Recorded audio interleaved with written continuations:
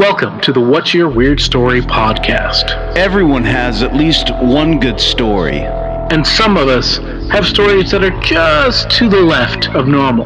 We're interested in the ones that push the boundaries of what we can perceive. Stories that defy explanations. Stories with an air of mystery. Stories we might not share for fear of being thought of differently. But don't worry, we're all friends here. So, what's your weird story?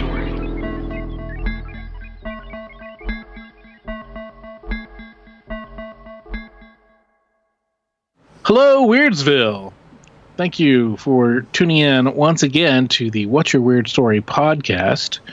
We're your weekly repository of weird, unusual, exciting, strange, amusing, amazing, awesome stories, fun stories, true stories told by you, the listeners, and our friends. I'm your host, Adam Beebe. I'm one of actually two hosts. We're a set. And the other host is Mr. Barry Johnston, and he is here with me. Mr. Barry Johnston, thank you for being here with me, as always. How are you, sir? Oh, I'm really, really good, man. Doing well, and feeling good. And my new name for you is King of the Bats. You got to tell the story. You got to tell the story. All right. So, this is a weird... I mean, it's weird. It's not like spooky weird. Well, I guess it could be spooky weird. It is a little dangerous, perhaps. But anyway, what Barry's referring to is the other night I woke up from my peaceful sleep like a little angel. I look like a little angel when I'm sleeping, in case I know you do. Any of you listeners out there are curious. Single lady listeners, especially, but But I digress. I was sleeping, with my arm curled around one of my little kitties there, and I heard this, something bounced off of something. Something hit something. I'm like, what the heck was that? So I groggily wake up. It's like 3:30 in the morning, 4 o'clock in the morning, something like that. Put my glasses on, and as I'm doing that, out of the corner of my eye, I see something kind of like, out of the corner of my eye. I'm like, what? You couldn't tell what it was. Small, Right. And it's a bat. There's a bat flying around my house in the middle of the night. Oh, man. And I'm just like in complete disbelief, and I'm in shock, and I'm like, what the heck is going on? And so I gather myself, and I'm like, what do I do? How do I get this bat out of my house? I have to capture the bat. Of course. So I battled the bat for try to get this bat for half an hour, and I close it into the living room area, and I've got 2 empty boxes in my hands, one in each hand, standing there in my underwear. My cat's not doing anything but staring at me. They're not trying to capture the bat. They're not trying to be helpful. Right. They're just looking at me like, what is going on here? Because it must look this is not very angelic. This while I'm here posing, trying to catch. You got to do what you got to do when you're trying to catch a bat, man. Right. So I have to sleep, but also all of a sudden adrenaline is pumping, and I'm right. And I am not a hunter by any means. I am not. I'm an animal lover. I don't really eat them. I don't like to hurt them. So there's this bat flying around, and I'm trying to get it with these boxes, and I'm not doing anything. This guy's out flying me, and then all of a sudden he hits the ceiling fan and knocks himself or stuns himself and falls to the ground, and so I pounce on him, and I put one of the cardboard boxes over him, and I trap him down, right? So then I'm like, okay, what do I need to do? How do I get this out now? So I go and I get I need I need something to slide underneath this box, but it's kind of a big size box. So the only thing that I've got that's near me that I can do this is a Misfits record, right? Fucking perfect. Right? How fitting. How fitting. Perfect. So I get this Misfits record, and I slide it underneath the box so that I, kind of seal in this little guy, and I open my door and try to make sure my cats don't get out into the hallway because, you know, that's what they want to do because they're cats. So I open my door and then I go and I open up the front door, unlock it, and like prop it open. So all I have to do is just touch, you know, hit it with my butt. Right. And then I'll pop it open. So then I go out and I go outside and I release him and he flies off. And I'm like, whoa, that was weird. That was weird. I don't know how it got into my house, but that was weird. So then, you know, and that was it. That was it. I went back to sleep eventually. And the next day I was a little bit rough for wear, but I made it through and it was fine. Yeah. Right. You know, and I told you about it that next day. I was telling people, like, I fought a bat. Which you were like, you know, you're Batman. Maybe you're turning into Batman. Yeah. Right. And I said, you know, I don't want to be Batman. But then I said, I do want to be Batman if I have that much money. And I'll just buy a house and let all the bats live in it. So no kidding. And you know, and so I thought that was it. I thought that was the end of my. So Friday night comes around, and 4:30 in the morning, I get up because I kind of have to pee. I don't usually put my glasses on when I go into the restroom because I know exactly how to walk there and everything. But I'm getting up, and as I'm like kind of rising out of bed, I see another shape flying around the house. I'm like, are you fucking kidding me? Wow. So I put my glasses on, and sure enough, it's a bat. There it is. Now, I don't know if it's the same damn bat or not. They don't wear clothes. They don't have identifying marks or anything like that. Plus, it's dark. You know, I mean, it's like I'm only able to say, I should have mentioned this before. I'm only able to see the silhouette of this thing because I fall asleep with the TV on. So I've got a little bit of light just catching it enough. Right. And I put my phone light on and kind of push it up to the ceiling because that makes a light wall that the bat won't fly in. So again, same tactic this time. I'm going, but this guy is like, you know, if it's the same bat, he's adapted. He's smart because he's not flying into the ceiling fan. He's not flying into things. Yeah. So I'm like, and he's coming near me with my box. He's like flying around my box. So I'm like, well, okay, I'll go get this bed sheet and I'll try to make it a net. And throw it on top of it because I remember The Office, right? Yeah. Right? Yeah. You know, because this is all I'm thinking of. And, you know, how many different ways and pop culture references I can think of that will help me in the solution of capturing this bat. Didn't work. So ultimately, I just got the box again, and I batted the bat. I was able to like knock him out of the air and stun him, and then drop the box on. Again. And then I went and I got the same Misfits record. Fuck yeah, man. Slid that underneath there, and I went outside, and he was gone. I didn't see him fly away this time, which was concerning. So I just left the box out there and stuff. So yes, I told you about that. I did some searching, and you know, I mean, this is the house I'm in is it's about 100 years old. You know, it was built in the 1920s, so it's getting right there. Yeah, and you know, it's just old houses, right? Mm-hmm. So I'm trying to figure out how this thing got in. Yeah. Because I can't figure it out. And I couldn't figure it out the first night. I certainly couldn't, you know, I didn't know what. So I went all around, looked for gaps and stuff. And I see a few gaps and you know, but I'm like, well, I see how I got in there, but how did he get into my place? Right. And so I've got the only thing I can figure is I've got these French doors. Yeah. And when they're open, there's like an exposed area, a space that goes up into the cavity of the wall above them and to the side, right? Yeah. So I'm thinking that is how the bat got in. Yeah. Through that little space. So, very well could. So very well could have. Yeah, for sure. So I'm gonna from now on keeping those closed, and you know, gonna talk to the landlord and tell him he's got bats in his belfry or something, you know. Right. Which is going to be fun because that's always fun to tell your landlord something's not working. Yeah. We had a whole deal with the internet earlier in the week. And so, So, you know, I mean, it's I got that to look forward to. Well, somewhere, wherever Glenn Danzig is, he's smiling and happy about the fact that you've used some of his material to catch a bat. Yeah, he's smiling down on or up at me from thrown in hell. Right. So, although he's not dead, you know. Oh man, I'm sure he does have a throne anyway. You know, can you just imagine? He's got one, set, you know, in his bedroom. Like, dude. Yeah. Well, I next to his imagine coffin. he's got I imagine he's got some kind of like skull throne or Game of Thrones type sword throne, whatever. Yeah. Just and modeled over his toilet. Yeah. You know?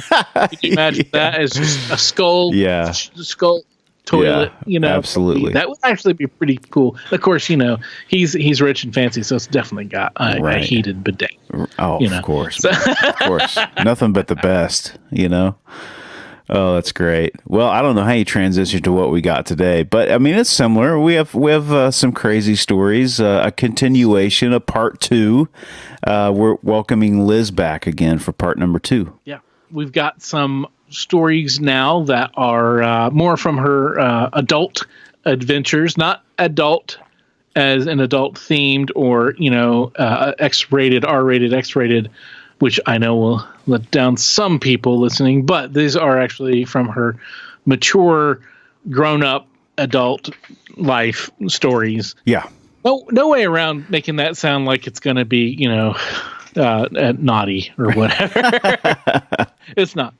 No, it's great. These are she's got some good stuff, and it's a continuation of the conversation that we had with her.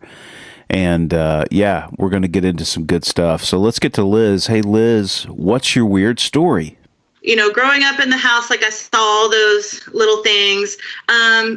Another thing that would happen when I was little is I would be sleeping and I would hear like murmurings and of like people talking around me in a circle, and it would wake me up and I would open up my eyes and there would be like a circle of faces, but like undiscernible, like no, just a shadow of like a circle of faces, like staring down on me while I was and like talking, and then they would just like go silent and then just disappear. Like I would open up my eyes and there would be a split second where I would see them and they'd be gone. Whoa. But they would be like whispering. I could hear them while I was sleeping and it would wake me up. And then, Dang. There was so many things in that house. Like it was so. Oh man, I thought the blue-eyed lady was freaky, man. That's more terrifying. Yeah. Yeah, you know, and honestly, when the lady sleeping in bed next to me, like that never felt like malevolent in any way. Yeah, I mean, obviously it scared the shit out of me when I was a kid, you know, but there was like the other things that happened to me were so much creepier than that. And I think it had a lot to do with once I saw the picture and I knew who it was, I kind of felt better about it versus weird lights shooting across the room, like shadowed faces talking over me while I'm sleeping. Right. Creepy ghost rats like climbing on the walls. You know, those things to me are like a lot scarier. Sure. Me too. I agree with you. Those are scarier. So I have another good one. That this one happened when I was living in North Carolina. Okay. And so I guess I was about 23. And I was going to Texas home to visit. And I was riding so my dad had come to North Carolina to visit me. He had flown up there, my stepdad. And then we were going to drive back with a friend of mine. He was my boyfriend at the time, and we literally broke up 2 days before this trip. So that was awkward. Sounds fun. For him. You know, it was me, my dad, my ex-boyfriend, and my son. And he was actually coming to Wichita Falls for training. He was military, and so he was coming to Wichita Falls for training. And instead of my dad flying home, we had decided that we were going to hitch a ride with him, and he was going to drop us in San Antonio, and then he was going to come up here to Wichita Falls and do his training, and then come back and pick me and Anthony up, and we'd go home. So that was the plan. And so needless to say, the friend that was driving was like not all that happy about it. I don't think either of us were. We probably should have canceled the trip, but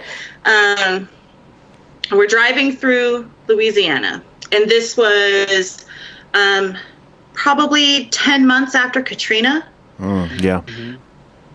Yeah. So, I mean, just devastation everywhere. You know, it was bad. It was really bad. And we were actually stopping to see some friends that were missionaries that were rebuilding a certain area. So we were going to kind of stop and visit them too in Louisiana, like on the border right before you get to Houston. So I don't know if you've ever driven that way, but there's an area, what is that, 20? I think it's 20. I-10? Is that what it is? Or it might be 20. One of those. I think it's 20 because you're kind of going north a little bit too. Okay. Like you're going across. Yeah. And it's over like sort of a swamp area. And it's just this long stretch of nothing. Yes. It's just like, and the highway's kind of raised a little bit, and there's like an embankment on the side. Yeah.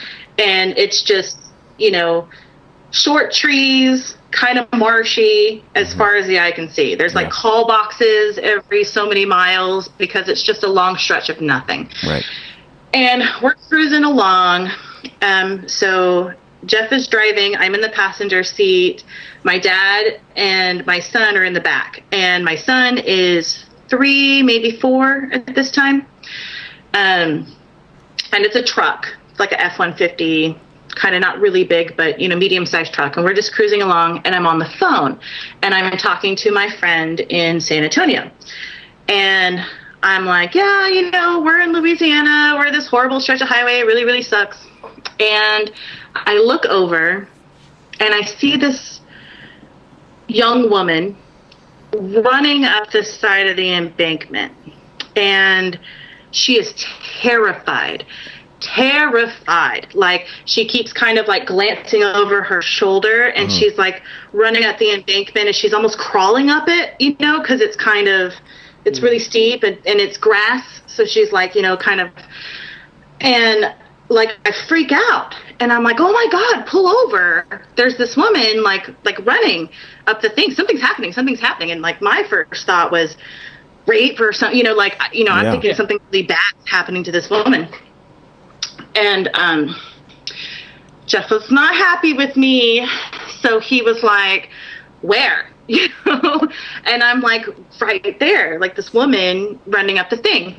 And at this point, she had come up the embankment, and she was like running down the side of the highway. And I could see her like in the mirror, in the little passenger side mirror or whatever. And I'm still holding the phone, like my friend is on the phone, and she's hearing what's happening, but I'm not talking to her anymore. And I'm just like, right there. There's a girl right there. And my dad turns around and looks, and he's like, I don't see anything. Like, what are you talking about? My son turns around. Of course, he's in a car seat, so I'm not sure how well he could see. But, you know, he was on my side. He's like, I see her, Mommy. Right. And I'm like, I'm not playing, pull over. Like, why is this? And it kind of was an issue. I would say things, he wouldn't believe them, and we would get in arguments about it. It was kind of how we ended up breaking up. So, you know, for me, if I'm driving down the road and I say, pull over, something scary is happening, like, you know, you just pull over. Right. We'll figure it out later, whether it's actually happening or not later, you know. And I realized like we kind of had a tiff about it, because it was like, why can't you just pull over? Just pull over. Like, something's happening. I need to call 911, this and that. Like, and finally, like, he pulled over, and I saw my friend on the phone and didn't even realize it. And I got out of the car, and there was nobody there. Like, nobody. But damn. The crazy thing is, this person that nobody else saw, because like he looked in the rearview mirror and he's like, I don't see what you're talking about.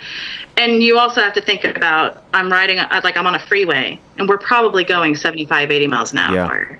Yeah. And the 5 minutes of the bickering back and forth on whether this is happening or not, I should not have been able to see her in the mirror. Right. Like, she would have been long gone. Yeah. You know what I mean? Sure. But I could still see her. Like, while we were arguing, I was like, pull over. Whoa.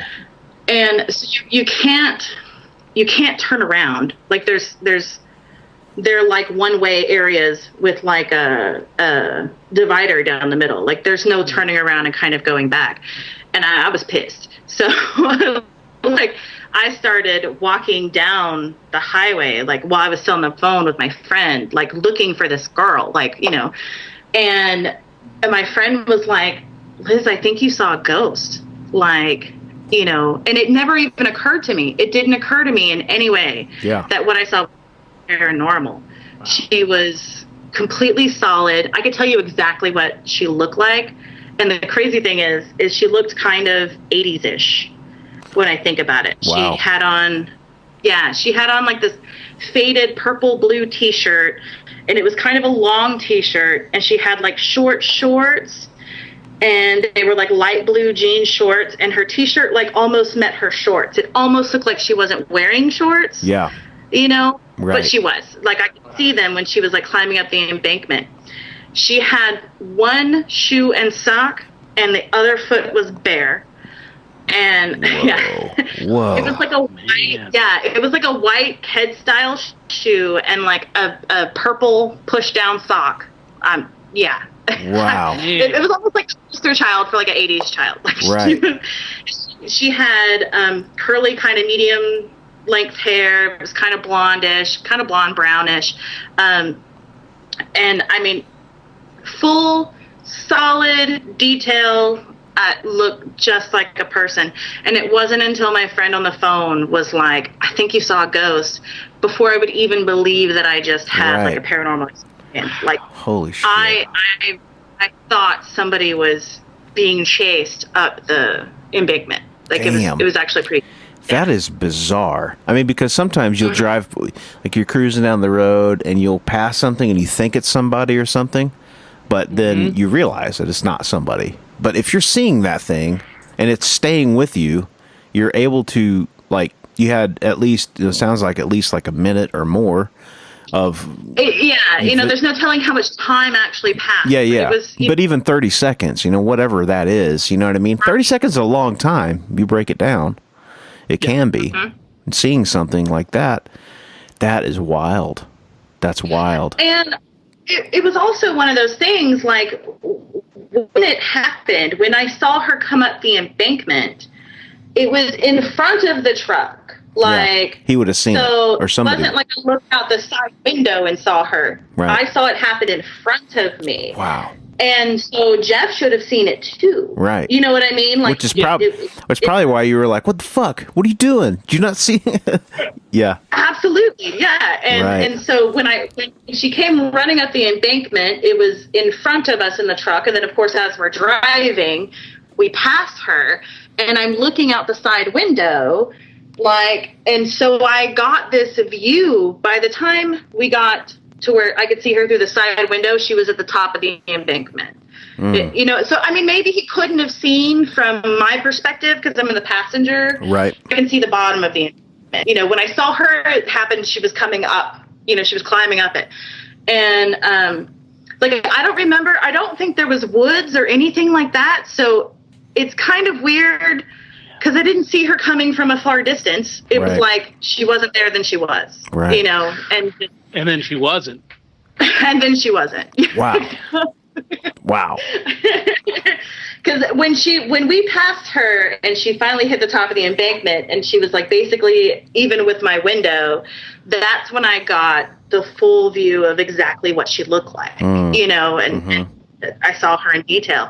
And then after that, all I could see was her in the mirror, and she was running down the side of the road. Wow. And and did you, I mean, I know it's hard to tell, but did it seem like she acknowledged like you, or was it just like she was just like sort of freaking out and with no real? She was just freaking out and running, and she didn't try to wave the truck down. Right. That's an interesting. Nobody's ever. I don't know why. That's not something that I've ever even thought about. Yeah, she didn't interact with us in any way. Wow. That makes it seem all the more spooky. Yeah. All the more no shit. supernatural. Me, I would be like waving at the truck, like trying to. No, she didn't. Wow. She didn't. Yeah. I mean, if I was trying to get somebody's attention, I'd be, making a big scene. I'd be making noise. If I could, I would be waving my arms when I got to the top. Yeah. She did none of that. She literally climbed up the embankment and was just running down the road. And I just remember I saw the expression on her face was of utmost fear.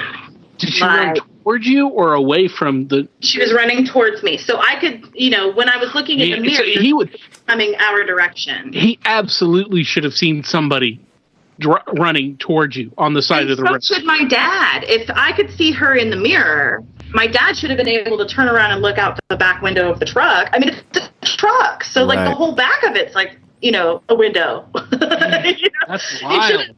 He should have been able to turn around and see what I'm talking about. No, not that, nothing. Yeah. It makes me think of this kind of half memory that I have when my friend Mike and I, we went to London, and the last night we were there, we wanted to kind of explore. And so we ended up, we wanted to ride the buses. Well, we ended up taking the bus to a really bad part of London, and it was apparently the last stop for this route. And of course, when you get off and you see a police officer, yelling at somebody, and you're in a foreign country, this is bad, we know it's bad. So anyway, we couldn't get back to the hotel for several hours. We finally were able to get to take.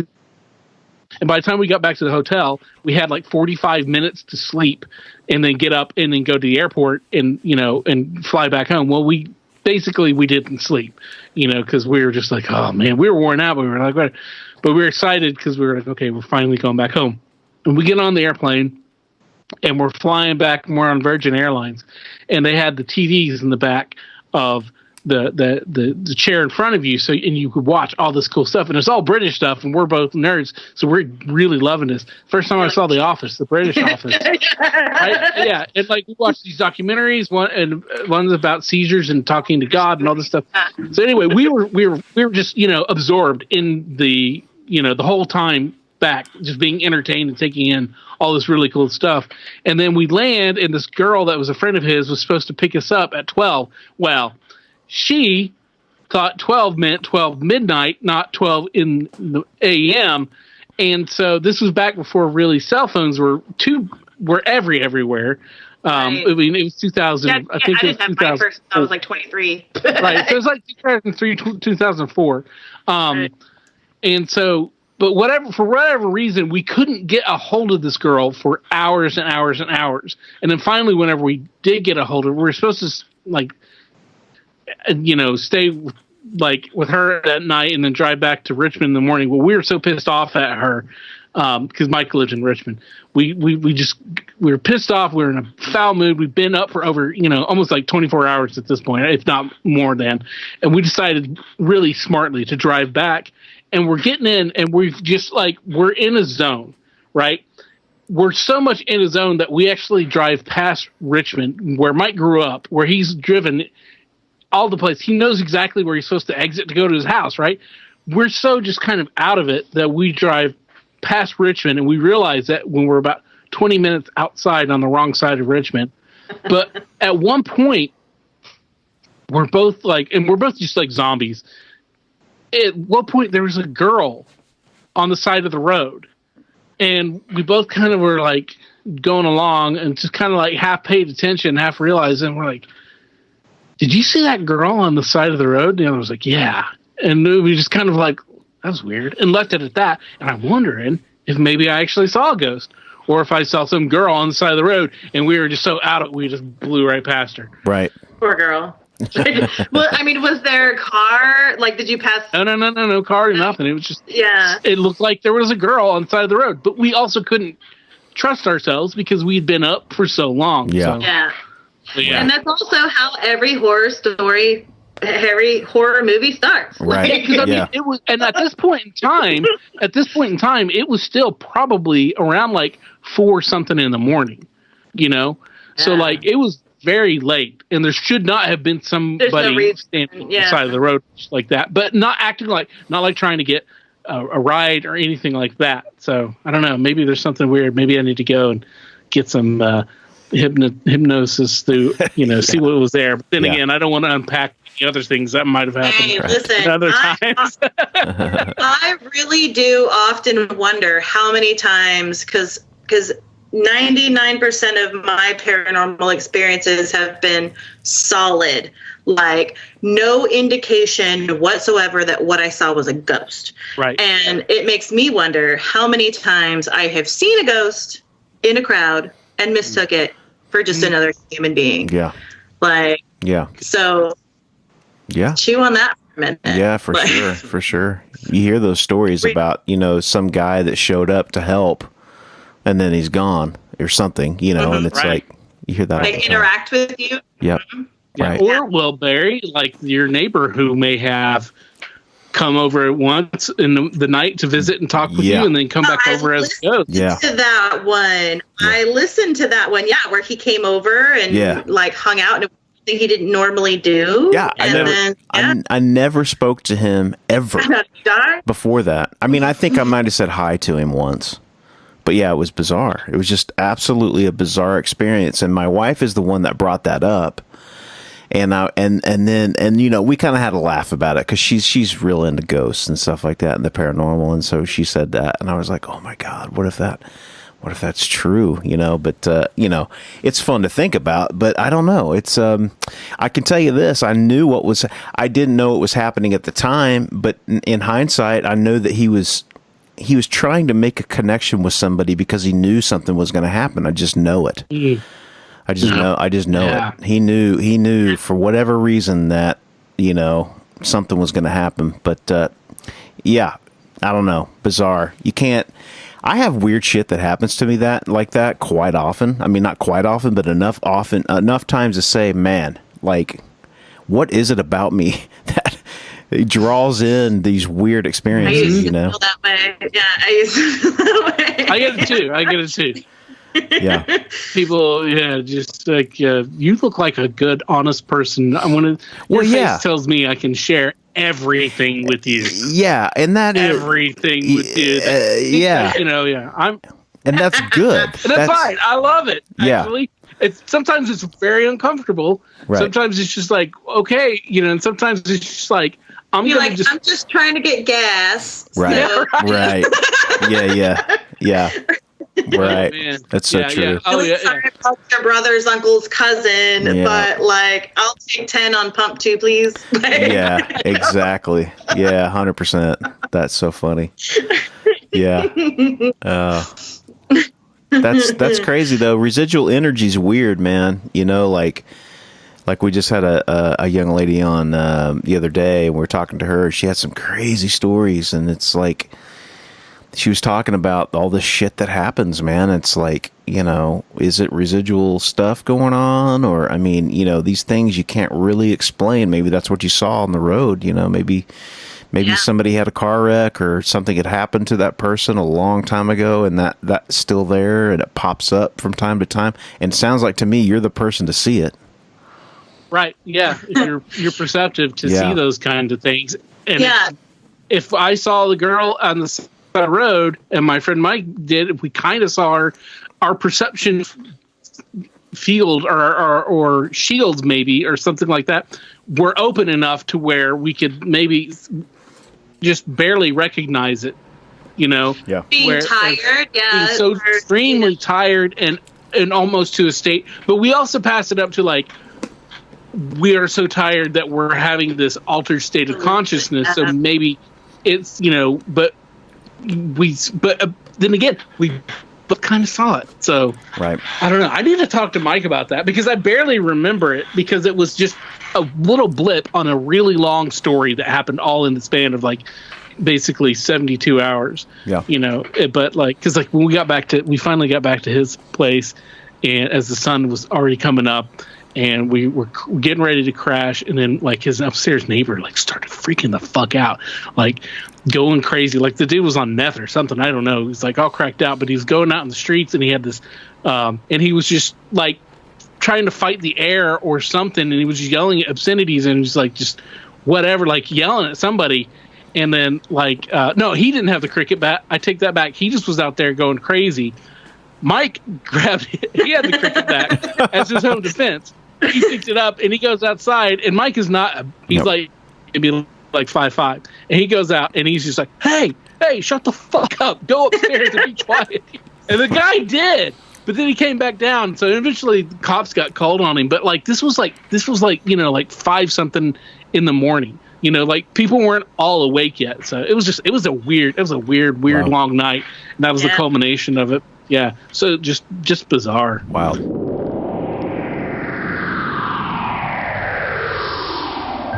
Hey, that's a nice T-shirt you got on there. Oh, thanks, dude. It's brand new. Do you like that? It's one of the official What's Your Weird Story T-shirts. Where'd you get that? It's funny that you ask. I just got it off the brand new Spreadshirt.com site for the What's Your Weird Story podcast. There's no www. You just go straight to shop.spreadshirt.com/what's without the apostrophe WHATS -WEIRD-STORY, and that'll take you right there. I mean, you can never own enough clothing. Well, it's true, Barry. There's t-shirts for the ladies because, they're cut differently. There's hoodies, which are really cool. There's 2 different kinds of hoodies, and there's also tote bags, so you can tote your stuff. That's so cool, man. So if you guys go out to spreadshirt.com, What's Your Weird Story, currently there are 2 designs, but there will be more going up very soon. So just keep your eyes out for that. And if you decide to get one of our shirts, tag yourself on Instagram to ours or Facebook. Show your love. Show us what you got. Let's see your true colors. I feel like things that, like I said, when I was consciously searching for paranormal activity, when I was wanting it to happen and trying to open myself up to it, or, I had a lot less, I didn't have as much luck with that. Mm-hmm. But somehow, some way, subconsciously, when you're the most relaxed and you're the most not thinking about it, is when all of my stuff has really happened, when it's just been completely random. And so I think there's something to be said about, being just relaxed and open and, naturally perceptive to it versus trying to find it. Sure. So my ex-husband and I used to have a group that we founded called Proud Paranormal. It stood for Paranormal Researchers of Unexplained Disturbances. That was my ex's name. He came up with that. Cool. But we have we have a lot of videos on YouTube. So any stories that I tell you now, I'm going to close this door. Sorry, you probably heard that. No worries. That's the pump to my air conditioner. It's dying, I think. I don't know. It's getting louder and louder every day. So anyway, most of what I have to tell, any stories for our paranormal stuff, you can find on YouTube. Cool. If you so on video, whatever, pictures, things like that. Cool. He used to make these very, they have soundtracks, and they're cool. They're not bad. But where would people find those? What would they need? If you looked up Proud Paranormal, so it'd be p.r.o.u.b paranormal. Okay, and spelled out. Cool.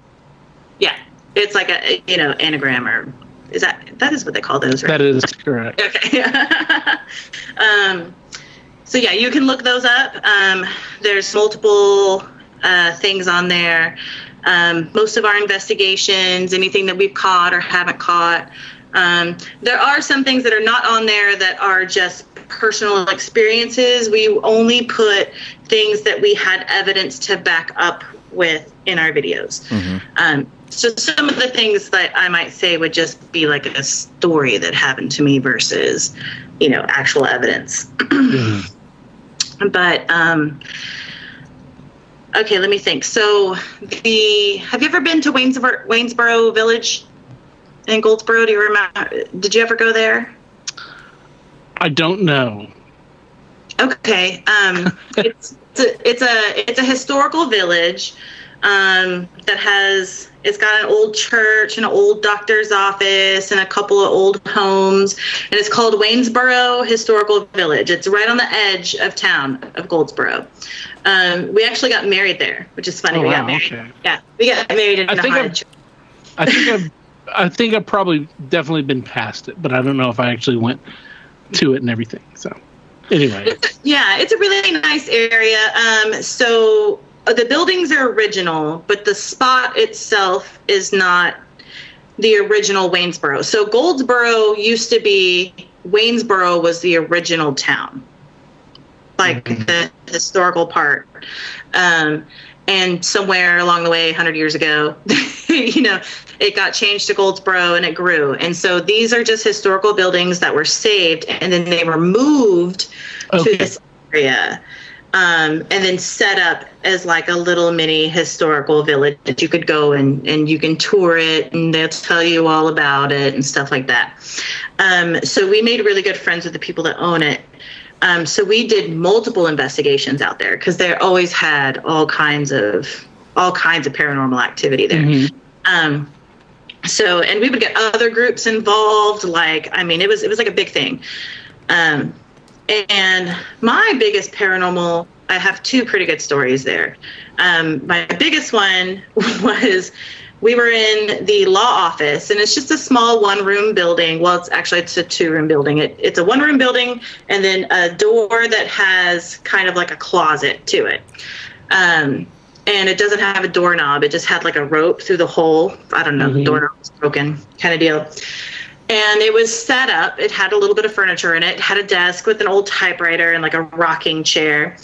And we were investigating, and you investigate in the dark. Like you don't have flashlight. You have flashlights, but you don't use them. We had an infrared camera going, and then we had digital recorders going, EMF readers, like the whole 9 yards. And it was me, another investigator named Rob, and another girl there, and I cannot remember her name. She wasn't part of our group. She was just kind of somebody who was like part of another group that kind of came along, so I can't remember her name right now. But Rob had wanted to be in our group, so we had brought him along. And I had taken my jacket off because it had gotten kind of stuffy in the room. And it was a bright moonlit night, actually. So it wasn't particularly dark. There's no curtains. They're just, old windows. And I had taken my jacket off and I'd hung it on the back of the rocking chair because it was getting kind of stuffy in there. And I was digging for my flashlight in my jacket pocket. I had been standing there and I thought I heard something. So it was kind of like digging in the jacket, like bent over, and it's in a rocking chair. So it keeps moving as I'm trying to go deeper into the pocket. It's like running away. Yeah. And I'm kind of muttering to myself about it. And I see, like out of the corner of my eye, it's like a silhouette. And I thought it was Rob. Like it almost looked exactly like his silhouette, like he was just standing next to me.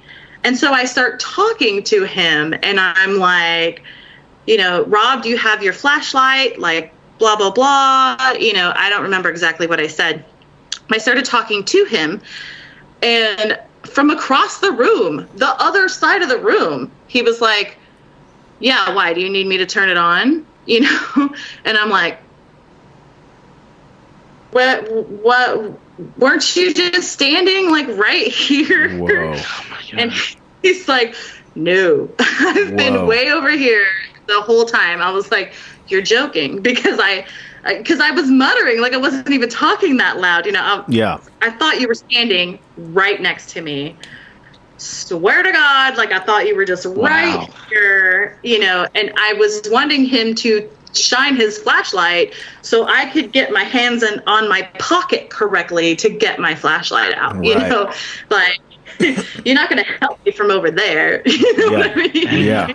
Wow. It was just, yeah. And so that one was pretty crazy. Like that was another one of those. It wasn't a shadow. It was completely solid, like a human being standing next. And he didn't see any of that. Oh, yeah. No. Yeah.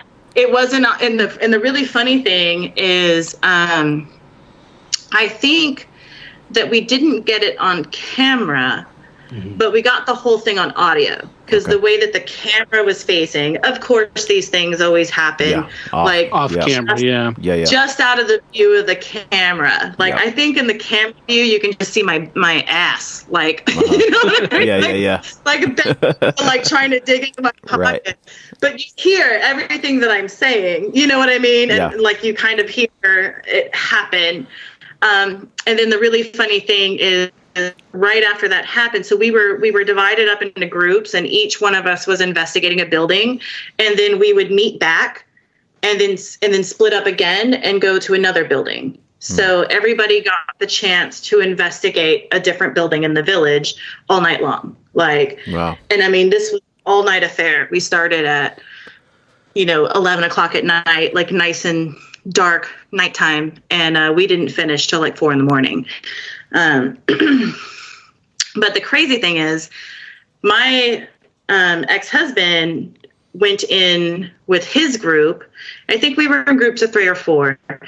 Right after I was in there, and when he went in, the closet door, the one with the rope on it, he had a camera in his hand with the infrared, and it was dark, and he was filming, and he's like, "What's in this room?" And he said, and the door opened, right? So he like walked in to like film what was in the room. Only nobody opened the door for him. He thought one of the other investigators was standing there and like grabbed the rope and opened the door for him because he had the camera in his hand. Right. Wow. To show him the room. And it wasn't until he looked in the room and he turned around with the video camera, and everybody else is like over by the front door. And he was like, "Wow, did you who opened the door for me?" And they're all like, "Nobody." Wow. Man. That's on video. That's on video. Wow. Him walking up the door and it just opened. And he just, I don't know, like, how when you're focused on something else and he just thought that somebody had grabbed it and opened it for him without thinking about it. Sure. Yeah. And that was literally like 30 minutes after I had seen like that person. Damn. Wow. Yeah. Damn, man. Yeah. Yeah. That's why I don't go looking for ghosts. Wow. Oh, now, I did have a really scary thing happen that night on that investigation. And hold on, the dog is throwing pillows off the couch. It's hilarious. She's like, "There's too many pillows on this couch. Fuck this pillow." The scariest thing I had happen. So I don't get scared easy. I can sit in the dark with no flashlight in a scary haunted place and be okay with it. I'm not going to say I'm fine with it. I'm okay with it. Right. And so so my ex had convinced me to go into the church, which also had like the most claims of paranormal, by myself. Like, oh man. Yeah, and lock the door, So I'm in this super scary church in the dark, and I think we had a camera. This was all a long time ago too. This was like 15 years ago. I don't know if this is caught on camera, if it's just caught on audio. It might be on both. So anyway, I'm sitting and I'm just sitting in one of the pews, and I'm like, if there's anybody here, give me a sign of your presence, things like that, just kind of asking questions. And you hear like a little noise here and there and a little something here and there, but nothing definitive. And so like, I'm just kind of starting to think, all right, this is getting old. Like nothing's happening. I think I'm gonna, come out. And so I'm just kind of sitting there and I'm like, all right, well, I'm going to ask like one more question. And so I just say, if there's anybody here, like, let me know that you're here. And I didn't get a reply that I knew of. At the time, I didn't hear anything, but I became completely terrified, like out of nowhere, just this feeling of fear like washed over me. And we had walkie-talkies at the time. And I got on the walkie-talkie and I was like, I need to get out. I need to get out now. And I say, like, I need to get out. I need to get out now. And he's like, all right. Like he's laughing at me. Right. Chicken. And no, I need to get out. I need to get out. And he's like, okay, calm down. He unlocks the door. He comes in and I'm outside and I start crying. And I'm like, I don't know. I just got really scared and I don't know why. Like nothing happened. It just like really scared me. Fast forward, we're going over the evidence and we're going over the audio and the camera. And right before I say, like, I need to get out, this super scary, growly voice says, get out. I want that girl to get out. Oh, jeez. Oh, whoa. Man. Oh. And then all of a sudden I'm on the walkie-talkie. Like, I need to get out. Like, I need to get out now. Wow. Like, Wow. Oh, my gosh. So you like audibly you couldn't hear it, but you heard physically you picked it up somehow. Right. Yeah. Wow. And the crazy thing is, like, it's hours and hours of video and audio that you have to go over. And I was the one that was listening to that. We would take turns, and I was the one that was sitting there. And you sit there with your eyes closed, and you just listen, And I was listening to that. And when it came across, I started crying, like, all over again. Like, Oh, wow. I felt it. It was just Wow. terrifying. Yeah. Dang. That's in one of our videos. It's the old Waynesboro Village video. Yeah. Okay. Wow, man. Like the audio for that. audio's on It's there. terrifying. Damn, dude. That's intense, man. Yeah. Wow. And nothing happened on camera. There wasn't like a flare of light or anything like that. It was just that voice. But it was so specific. Yeah. And it was so like, it literally said, I want that girl to get Wow. out, Whoa. And it was just like, oh, that was pretty scary. I do have to say, like, that was one of the times that I got pretty scared. No kidding, man. No kidding. Man, it really, Yeah. that really makes you like think about, intent and even though like, the words that you use or the voicing that you put behind it, the anger that comes through, like it's more than an auditory experience. It can be a physical experience, and you've been around people like that where it's like, their anger or whatever it is, like you feel it in your bones. You feel their vibe. Yes. Their vibe. Exactly.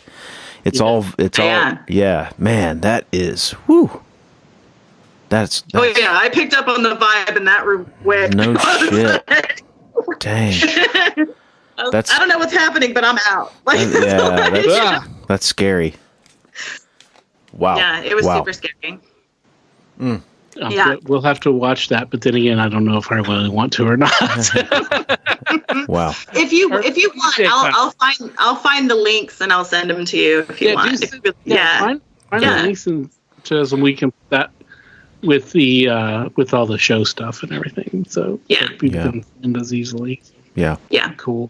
Yeah. Cool. Wow. Yeah, I mean, I'm not part of that group anymore. My ex, he's in California, and I think he still does it. And then it's funny because I personally haven't had a paranormal experience in like 6 years, probably about 6 years. Okay. You're due. Yeah, You're due for a major one, huh? Yeah, I guess. Maybe it's just not that big of a deal to me anymore. I don't know. Right. Like, Yeah. I I don't know. I don't know if I don't pay attention to it anymore or what, but yeah, I don't have anything to speak of pretty much since like the Goldsboro, ghost hunting days. Right. Wow. But there's a lot. Like, I mean, I could go all night. There's just so many things. Yeah, sure. Well, we'll have to have you back on. Yeah. Yeah. I was going to say, I don't know how long we've been talking, but I feel like I've been talking for hours. Yeah. It's okay. That's good. Yeah, we'll definitely, we'll have to have you back on, for, if you got more stuff to share, because we love hearing this, obviously, and you're incredibly entertaining telling the story. You tell a good story, so yeah. Okay, good. Yeah. It was a little shaky when I first started out. I was like, okay, how am I gonna? No, you were good. You're good.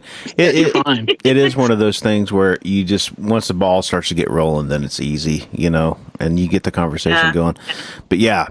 It's great, and I appreciate you, setting aside some time to do this with us. It's if it weren't for people like you that want to come on and tell stories, we don't have a podcast. So it's great. Yeah. Not only is it great to get people on, but it's great to get people on that are just into their stories and can tell the story so well. It's great.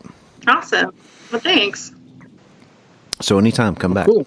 Well, Liz, thank you for joining us, sharing all that. Those amazing stories. Yeah, great. Fantastic. Creepy as hell. Some of the weird and perfect, just perfect for the show. So yeah. Yeah, it was fun, and I have a lot more. Those were probably the best of the best. No, I do have like one other that's like pretty good, but cool. And the rest are just kind of small. So cool. Yeah. Cool. That's cool. Hey, once again, we'll have you back on for sure. So. All right.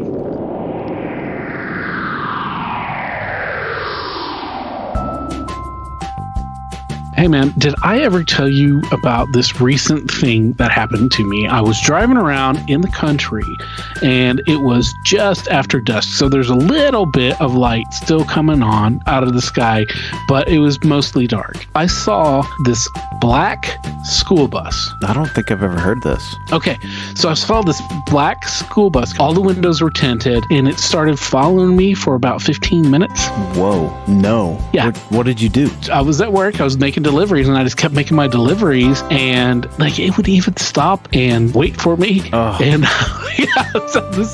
but it was never close enough to where I could see it or anything, but it was following me, man. Wow. Dang. That's just an example of another really weird story that happened to me and that could have happened to you. You don't have to have a UFO encounter. You don't have to have seen the ghost of your grandmother. You don't have to know what Bigfoot smells like to have had a weird story. Basically, what we're saying is weird covers a lot of ground here on the What's Your Weird Story podcast. And we love hearing all of your stories, whether they're spooky, they're funny, they're bizarre, or they're just short, sweet, and unexplained. Kind of like our podcast. Man, she had some great stories. Really awesome stuff. I mean, the story about the girl on the side of the road. Yeah. That's freaky. Dude, it is. It really is. I mean, just, the fact that she was the only one that saw it. Maybe her son saw it. He was a kid. Maybe he saw it. But, like, her dad and her then very fresh ex-boyfriend. Yeah. Did not. And, that was just... It's wild, man. And then she didn't even think about it being a ghost until she was there talking to her friend, And like, it makes me wonder if we do see ghosts like all the time, but we just don't pay attention to it. Right. We don't realize it. We don't put it in context. Yeah. Yes, man. I just saw this. I wish I knew the show, but last night I was before bed, I put on this ghost show. The wife and I like to watch shows like that. So, and they had a very similar story to this in that they're driving. It's a mom and a daughter driving down the road, and they see a young girl that is, she's like in the fetal position, like on, like sitting on the side of the road with her head in her knees, with like wrapping her arms around her knees and her head is down. And and so it freaks him out, and they turn around and they see her again, and as they are making another loop to come around, she's gone. And then they're like, what the hell, right? So they go on down the road, and like a couple of miles down the road, the girl's sitting in the same spot. The story, it just makes your hair stand up, you know? And that's what, yeah. And when I saw that, I was like, God, that reminds me of her story so much. Where you're just, I mean, obviously hers is different in the fact that the girl is running in motion and like she's seeing it, but it just really, I mean, if something bad occurred in that area, you know, that time loop that happens, you know, these stories of these energies that get caught in this just, oh, those man. Residuals. Yeah, man. it just freaks me the fuck out, man. Yeah, dude, yeah, yeah, I mean, regardless if it's some kind of residual thing, some kind of haunting, some kind of something, whatever it was, right. If it was a stranded or a car wreck or something not good happened there, right? And it's affected. It's made a scar, yes, I guess, in the universe, perhaps. I don't know, right? But something's occurred, and it's certain people can see it, and it's just. That's wild, man. Yeah. It's just wild. Yeah, it is wild. And then her story about the ghost hunting stuff, you know, and man, you know, the EVP that she caught when she was in the sanctuary, or, you know, sitting down, and it's wild. And the fact that, you know, she seems like she's, you know, her attitude when it comes to this stuff is she's skeptical, you know, so she's not willing to just like, you know, say, oh, well, this is, you know, she even told us, she's like, I never really saw much when I was trying to hunt ghosts, you know, like we were wanting to find something, and then oftentimes you wouldn't. But, you know, this was a time when they did capture something, and it's pretty cool, man. It's great stuff. She's a great storyteller. Yeah. Absolutely. And you can go and you can check out some of those investigations on YouTube. Just you put in Proud, all capital letters, you know, PROUD and a period after each, and then paranormal, and that'll bring that stuff right up, and you can check out those. Right. So yeah, man, it's wild. It is wild. It is wild. And, but that's, you know, I mean, that's what you love about these stories. You never know where they're going to come from. What angle they're taking when they're telling the story, where you're going to end up. That's what we do here, man. We're offering a platform for people to express these things that have happened in their lives, and storytelling is a great thing that we've developed over time, and we're hoping that we can get back there, and that's kind of what we try to do. Yeah. All right. Well, hey, everybody. Thanks for joining us once again. Thank you, Liz, once again for sharing those great stories. More than likely, we're going to have more from Liz in the future, so stay tuned for that. And, you know, next week, let's take a look what we got for us, Barry. Oh, next week is a interesting change. It is my buddy James, old college friend from my Greenville ECU days there at the art school. And James has been living in Japan for, I think he said 15 to 20 years. Yeah. He's been in Japan for quite a while, and he lives there full time, and his wife is Japanese, and he has a daughter who's, you know, half Japanese, and he's got some interesting stories from living there, and you know, and just living in a different culture again, like when we talked to Sam, but also from some of his travels, and they're really cool. They're a lot of fun. Yeah, we had a great conversation. We had a hiccup there, but they're a lot of fun. They are. We had we had a great conversation. So.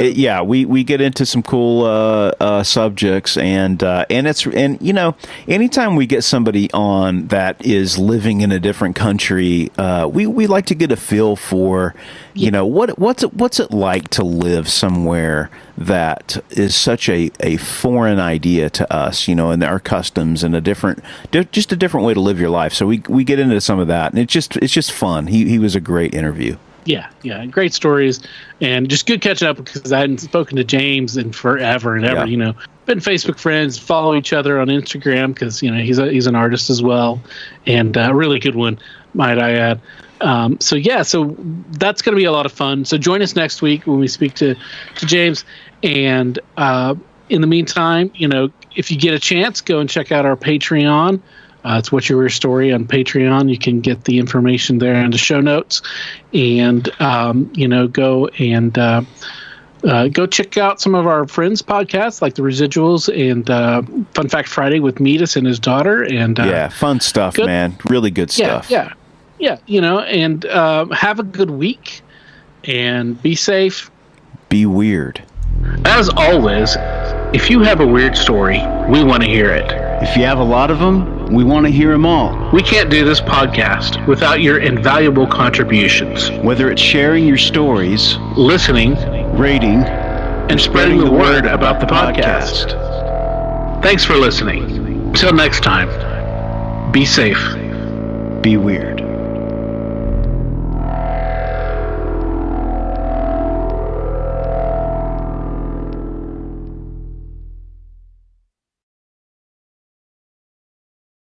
The stories presented on the What's Your Weird Story podcast are, to our knowledge, true experiences that our guests have had. We can't take